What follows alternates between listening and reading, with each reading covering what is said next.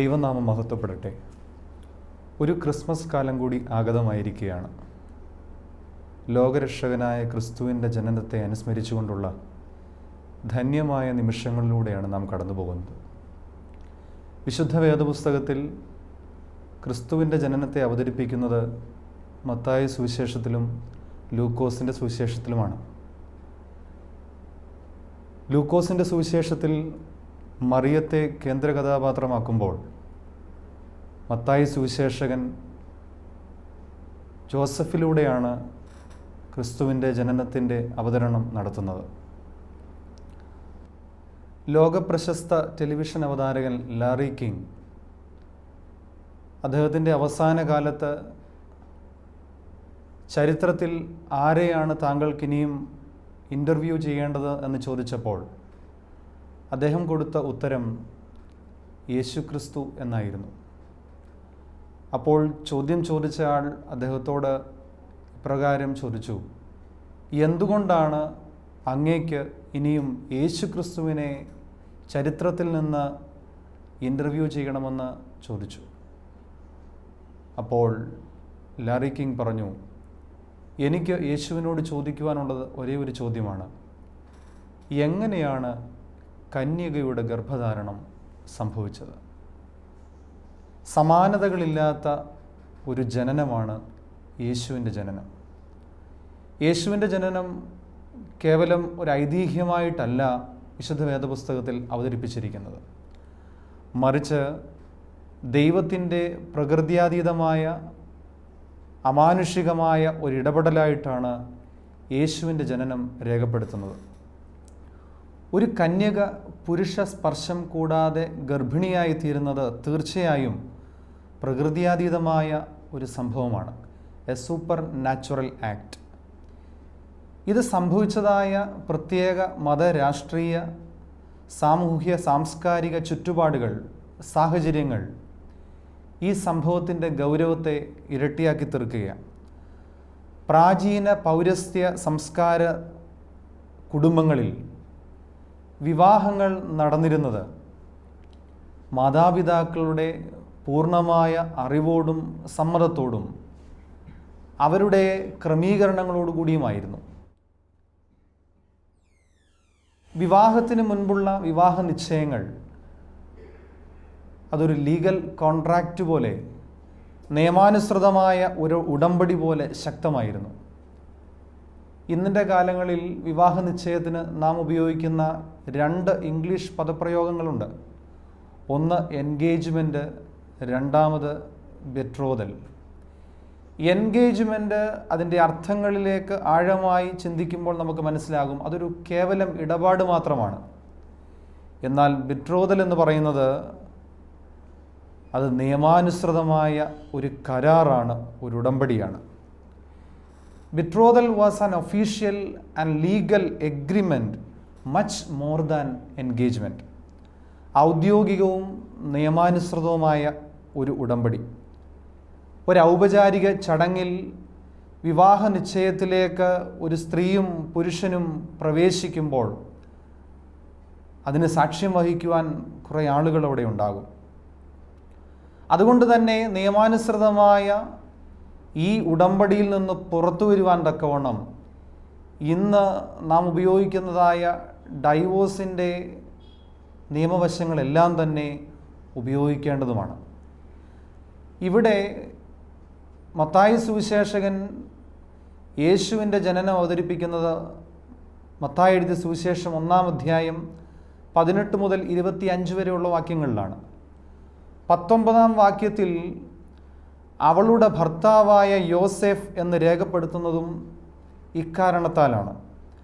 വിവാഹ നിശ്ചയം കഴിഞ്ഞാൽ ആ യുവാവ് ആ യുവതിയെ സംബന്ധിച്ച് ഭർത്താവാണ്.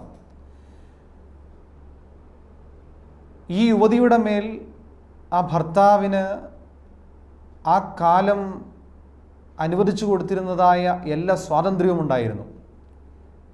ഒരു ഭർത്താവെന്ന അധികാരവും ആധിപത്യവും ആ യുവതിയുടെ മേൽ സ്വീകരിക്കുവാൻ തക്കവണ്ണം അന്നത്തെ മത, രാഷ്ട്രീയ, സാമൂഹ്യ, സാംസ്കാരിക ചുറ്റുപാടുകൾ ഈ പുരുഷനെ അനുവദിച്ചിരുന്നു. സാധാരണയായി ഒരു വിവാഹ നിശ്ചയത്തിന് ശേഷം 1 വർഷമൊക്കെ കഴിഞ്ഞിട്ടാണ് ഈ വിവാഹം നടക്കുക.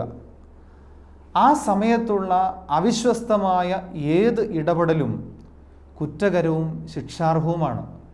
പ്രത്യേകിച്ച് ലൈംഗികമായ അവിശ്വസ്തതകൾ ഏറെ കുറ്റകരമായി ഗണിച്ചിരുന്ന ഒരു സമൂഹത്തിലായിരുന്നു യോസെഫും മറിയമും ജീവിച്ചിരുന്നത്. സെക്ഷൽ അൺഫെയ്ത്ത്ഫുൾനെസ്, ലൈംഗികമായ അവിശ്വസ്തത, അത് കുറ്റകരവും ശിക്ഷാർഹവുമായിരുന്നു. ആ സ്ത്രീയെ സംബന്ധിച്ച് അങ്ങനെ വീഴ്ച സംഭവിച്ചാൽ തീർച്ചയായും അവളെ കല്ലെറിഞ്ഞ് കൊല്ലുവാൻ തക്കവണ്ണം പഴയ നിയമ ന്യായപ്രമാണത്തിൻ്റെ അടിസ്ഥാനത്തിൽ ആ സമൂഹത്തിന് എല്ലാവിധമായ സ്വാതന്ത്ര്യവും ഉണ്ടായിരുന്നു. അങ്ങനെ വീഴ്ച സംഭവിച്ച ഒരു സ്ത്രീയെ വ്യഭിചാരത്തിന് പിടിക്കപ്പെട്ട സ്ത്രീയായിട്ട് ആ സമൂഹം കണക്കിട്ടിരുന്നു.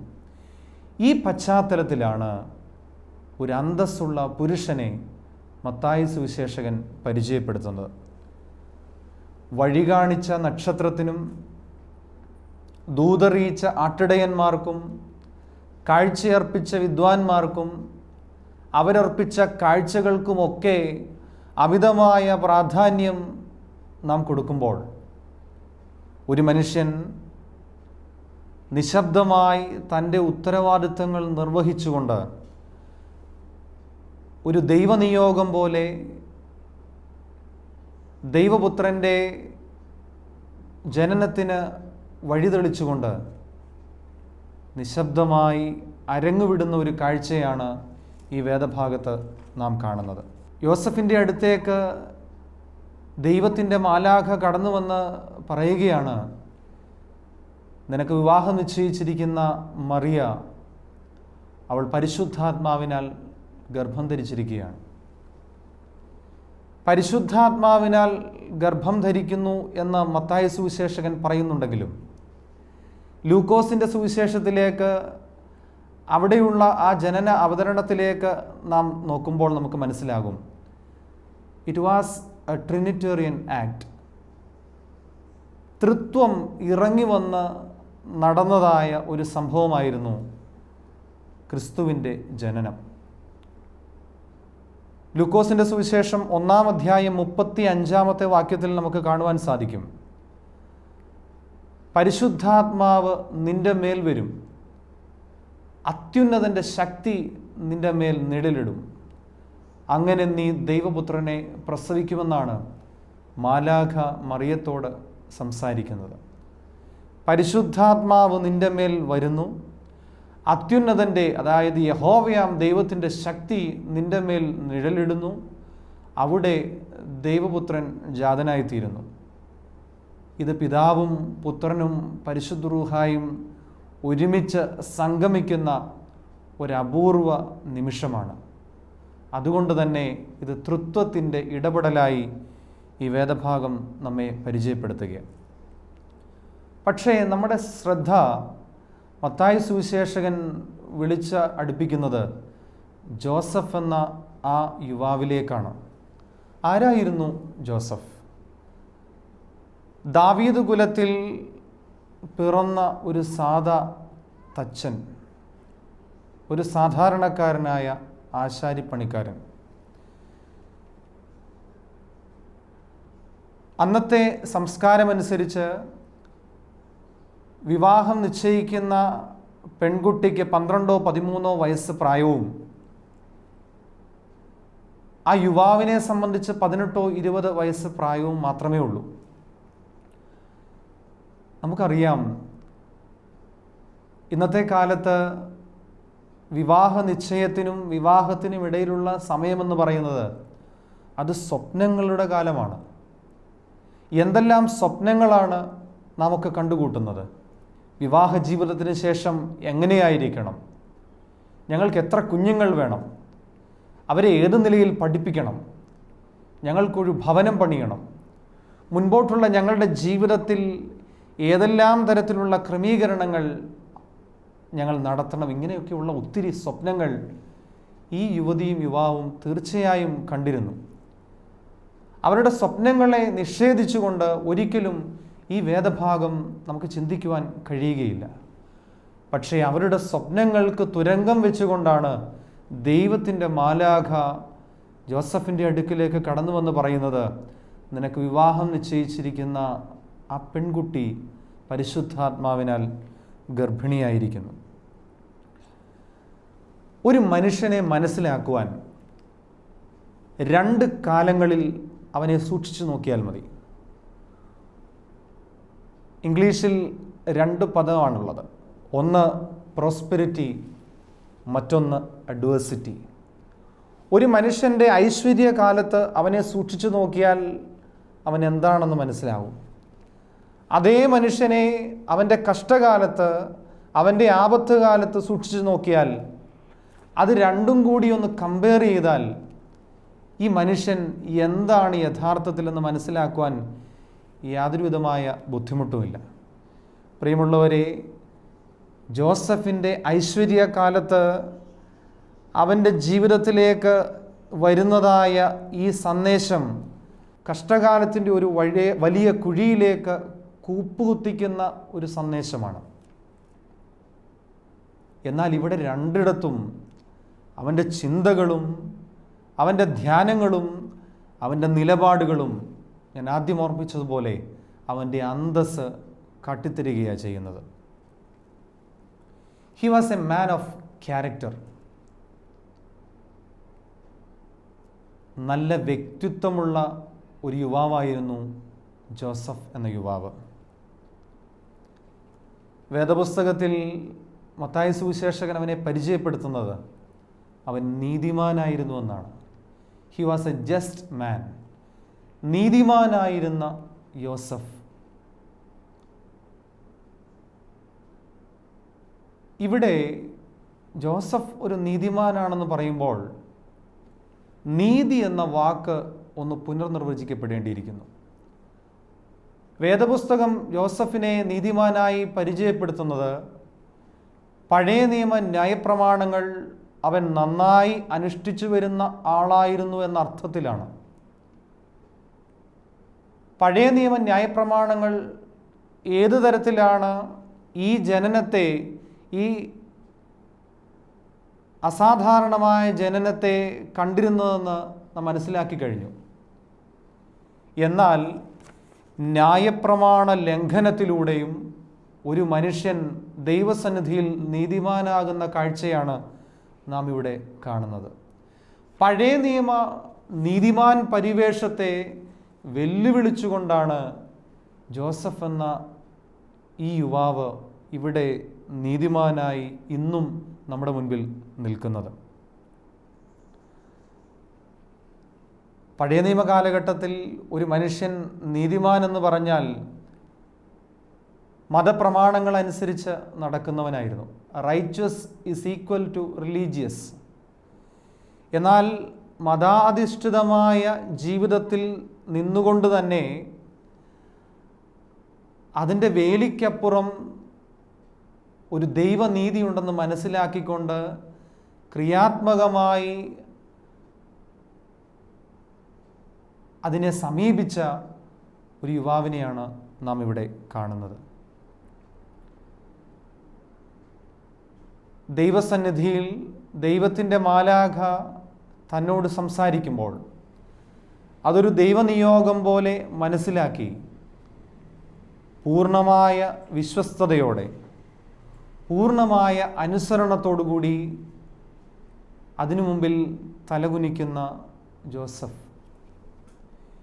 ഇവിടെ ജോസഫിൻ്റെ അനുസരണം ഒരു സാധാരണ അനുസരണമായി കണക്കിടേണ്ടതല്ല. നമ്മളൊക്കെ പലയിടങ്ങളിൽ പല സാഹചര്യങ്ങളിൽ അനുസരണ കാണിക്കുന്നവരാ. പക്ഷേ ഇന്ന് നമ്മൾ പലപ്പോഴും പലതിനോടും അനുസരണ മനോഭാവം പുലർത്തുന്നത് മനസ്സിൽ ഒരു കാര്യം ചിന്തിച്ചുകൊണ്ടാണ്.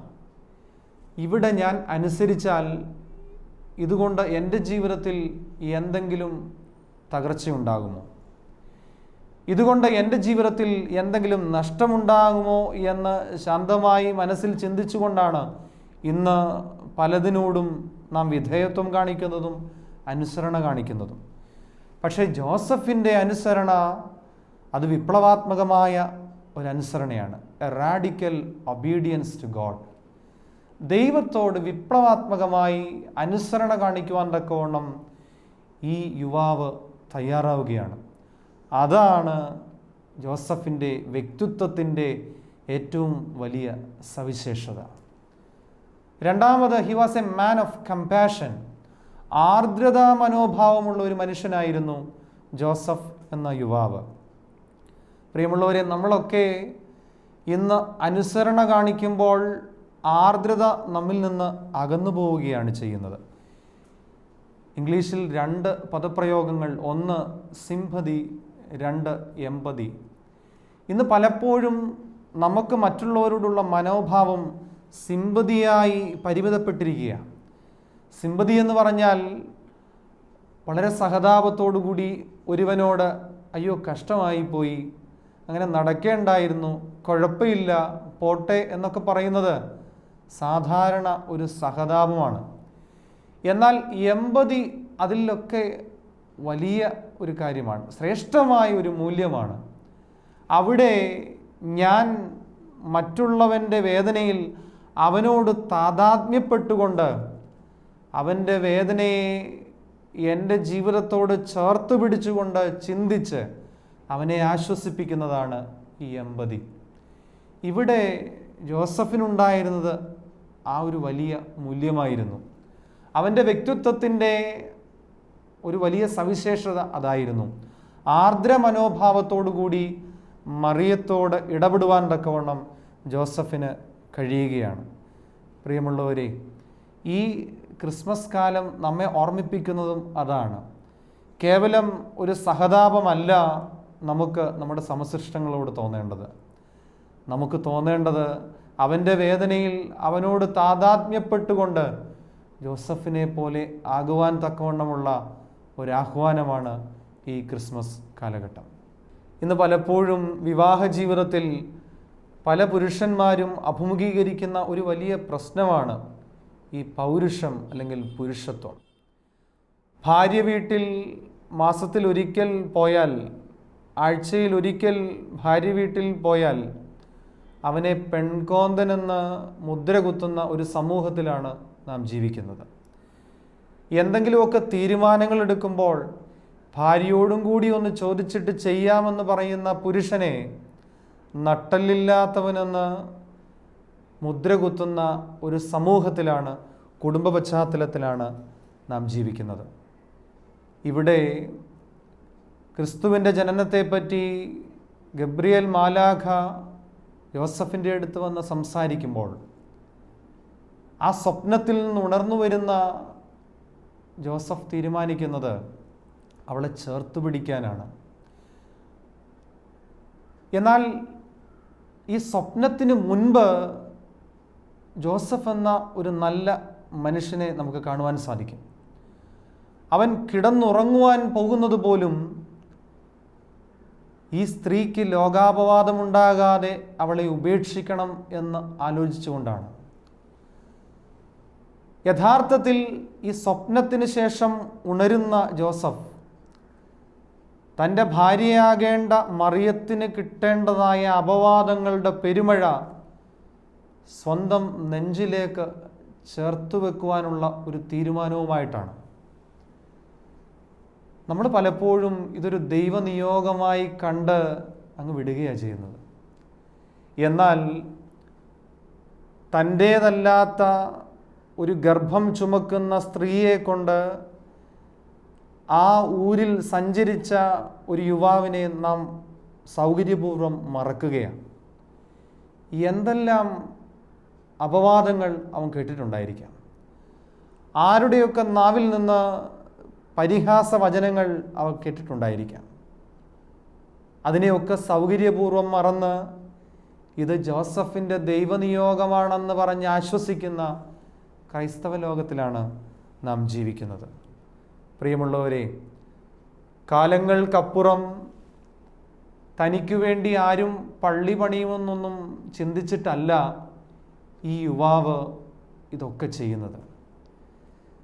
ദൈവത്തിൻ്റെ മാലാഖ സ്വപ്നത്തിൽ കടന്നു വന്ന് സംസാരിക്കുമ്പോൾ അതിനെ മനസ്സിലാക്കുവാനുള്ള ഒരു കൃപ, ഒരു വരം ഈ യുവാവിന് ഉണ്ടായിരുന്നു.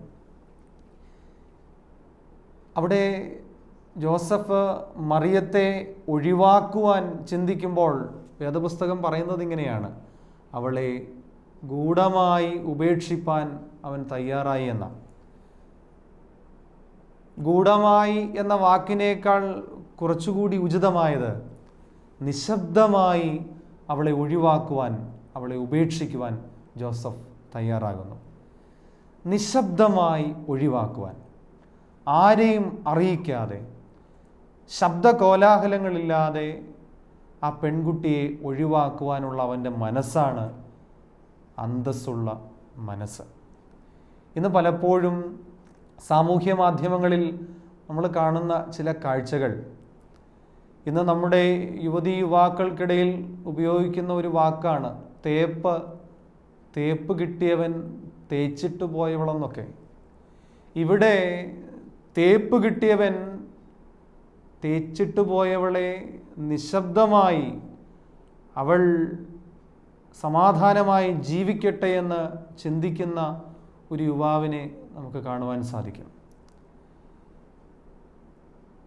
ഇതാണ് യഥാർത്ഥത്തിൽ ജോസഫ് എന്ന ആ വലിയ മനുഷ്യൻ്റെ വ്യക്തിത്വം നമുക്ക് വരച്ചു കാട്ടുന്നത്.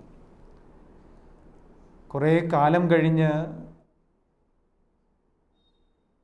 ഈ യുവാവിൻ്റെ മകൻ്റെ മുൻപിലേക്ക് ഒരു ലൈംഗിക തൊഴിലാളിയായ സ്ത്രീയെ ഒരു സമൂഹം കല്ലെറിഞ്ഞ് ഓടിച്ചു കൊണ്ടുവരുന്നുണ്ട്. അവിടെ ഈ മകൻ എടുക്കുന്ന ഒരു നിലപാടുണ്ട്. അവളെ ഉദ്ധരിപ്പാൻ തക്കവണ്ണം, അവളെ വീണ്ടെടുപ്പാൻ തക്കവണ്ണം, ഇനി ആരും അവളെ കല്ലെറിയാതിരിക്കത്തക്കവണ്ണം യേശു എടുത്ത ഒരു നിലപാട്. പ്രിയമുള്ളവരെ, അത് നല്ല അപ്പന് പിറന്നതുകൊണ്ട് എടുത്ത നിലപാടാണ്. നല്ല അപ്പന് പിറന്നത് എന്ന് പറഞ്ഞാൽ യേശു എന്ന യുവാവ് അവൻ വളർന്നു വന്നത് ഈ അപ്പൻ്റെയും അമ്മയുടെയും ചിന്തകളിലൂടെ, ധ്യാനങ്ങളിലൂടെ, നിലപാടുകളിലൂടെയാണ്. അതുകൊണ്ടാണ് ലോകരക്ഷകനാകുവാൻ തക്കവണ്ണം, സമൂഹത്തെ ഉദ്ധരിക്കുവാൻ തക്കവണ്ണം ഒരു നല്ല യുവാവായി യേശുവിന് വളർന്നു വരുവാൻ സാധിച്ചത്. ഉറക്കമെണീറ്റ ജോസഫിന് 2 ഓപ്ഷൻ ഉണ്ടായിരുന്നു. ഒന്ന്, മാലാഖ പറഞ്ഞതിനോട് യെസ് പറയാം. രണ്ടാമത്, ഇതെനിക്ക് പ്രശ്നമാകുമെന്ന് കരുതി, ഞാൻ വെട്ടിലാകുമെന്ന് കരുതി അവന് നോ പറയാമായിരുന്നു. പക്ഷേ അവിടെ ദൈവത്തെ, ദൈവനിയോഗത്തെ, ദൈവത്തിൻ്റെ വാക്കുകളെ നെഞ്ചോട് ചേർത്ത് പിടിച്ചുകൊണ്ട് ഒരു നല്ല പുരുഷനായി തീരുവാൻ തക്കവണ്ണം, അന്തസ്സുള്ള ഒരു പുരുഷനായി തീരുവാൻ തക്കവണ്ണം ജോസഫിന് സാധിക്കുകയാണ് ചെയ്തത്. അതാണ് ഞാൻ ആദ്യം പറഞ്ഞ ഒബീഡിയൻസ്, അനുസരണം, വിപ്ലവാത്മകമായ അനുസരണം. ക്രിസ്തീയ കുടുംബജീവിതത്തിൽ 3 മൂല്യങ്ങൾ കാത്തുസൂക്ഷിക്കേണ്ടതുണ്ട്. 1 വിശുദ്ധി, 2 വിധേയത്വം, 3 വീണ്ടെടുപ്പ്. ക്രിസ്തീയ കുടുംബജീവിതത്തിൽ വിശുദ്ധിയെ നമ്മൾ പല തലങ്ങളിൽ കാണാറുണ്ട്. ശാരീരികമായ വിശുദ്ധി, മാനസികമായ വിശുദ്ധി എന്നൊക്കെ പറയാറുണ്ടെങ്കിലും ജോസഫിൻ്റെയും മറിയത്തിൻ്റെയും ജീവിതത്തിലേക്ക് സൂക്ഷിച്ചു നോക്കുമ്പോൾ വിശുദ്ധിയുടെ മറ്റൊരു തലം നമുക്ക് കാണുവാൻ സാധിക്കും.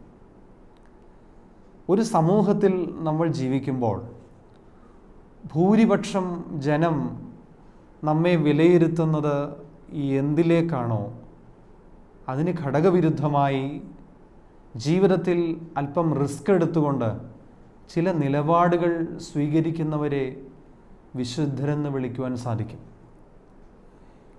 മറിയത്തെ പറ്റിയും ജോസഫിനെ പറ്റിയും അവരുടെ ജീവിതത്തിൽ സംഭവിക്കുവാൻ പോകുന്നതായ ഈ കാര്യങ്ങളെപ്പറ്റിയും അവരായിരിക്കുന്ന സമൂഹത്തിലെ ഭൂരിപക്ഷം ആളുകളും പറയുവാൻ പോകുന്നത് നിങ്ങളിത് ഏറ്റെടുക്കരുത് എന്നായിരിക്കും.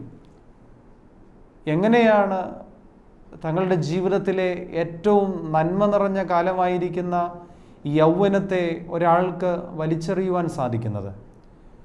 ഭൂരിപക്ഷം അങ്ങനെ ചിന്തിക്കുമ്പോൾ മറിയവും ജോസഫും എടുക്കുന്ന നിലപാട് തങ്ങളുടെ യൗവനത്തെ പറ്റിയുള്ള സ്വപ്നങ്ങളല്ല, മറിച്ച് ലോകരക്ഷകൻ ഈ ഭൂമിയിൽ ഉദയം ചെയ്യുവാൻ തക്കവണ്ണം ദൈവം ഞങ്ങളെ ഏൽപ്പിച്ചിരിക്കുന്ന ആ നിയോഗം ദൈവത്തോട് ചേർന്ന് നിന്നുകൊണ്ട് നടത്തിക്കാണുവാനാണ് ആഗ്രഹിക്കുന്നത്.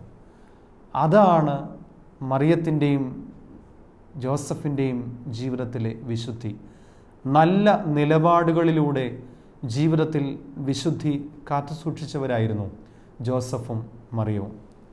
രണ്ടാമത്, വിധേയത്വം. ദൈവത്തോടുള്ള അവരുടെ വിധേയത്വം വേദപുസ്തകം നമ്മെ വരച്ച് കാണിക്കുന്നുണ്ട്. അവരുടെ ജീവിതത്തിൽ അവർ തമ്മിൽ പരസ്പരമുള്ള വിധേയത്വം നമുക്ക് കാണുവാൻ സാധിക്കും. കുടുംബജീവിതത്തിൽ ഭാര്യ ഭർത്താവിനോടും ഭർത്താവ് ഭാര്യയോടും വിധേയപ്പെട്ട് ജീവിക്കുന്നതായ അസുന്ദരമായ കാഴ്ച നസറേത്തിലെ കുടുംബത്തിൽ നമുക്ക് കാണുവാൻ സാധിക്കും. മൂന്നാമത്, വീണ്ടെടുപ്പ്. ക്രിസ്തീയ കുടുംബത്തിൽ വീണ്ടെടുപ്പിൻ്റെ ഒരു മൂല്യം നാം കാത്തുസൂക്ഷിക്കേണ്ടിയിരിക്കുന്നു. എന്താണ് വീണ്ടെടുപ്പ്?